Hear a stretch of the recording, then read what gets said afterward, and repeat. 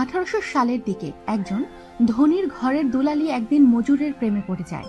তারা নিজেদের বিয়ের আয়োজন করে ফেলেছিল, এমনকি একটা বিয়ের ড্রেস মানে গাউন পর্যন্ত কিনে ফেলেছিল। কিন্তু মেয়ের বাবা চৌধুরী সাহেব মানা করে দিলেন।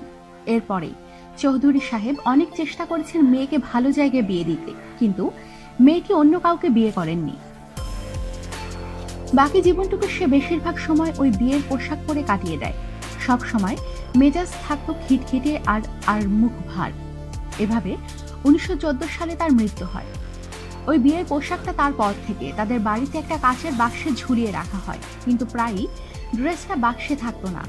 অনেকেই একে নিজে থেকে নড়তে দেখেছেন। প্রায়ই এটাকে বাড়ির বিভিন্ন স্থানে পাওয়া যেত, শুধু মাত্র কোনো এক এয়ারটাইট বক্সে রাখলেই এটা সেখানে থাকে।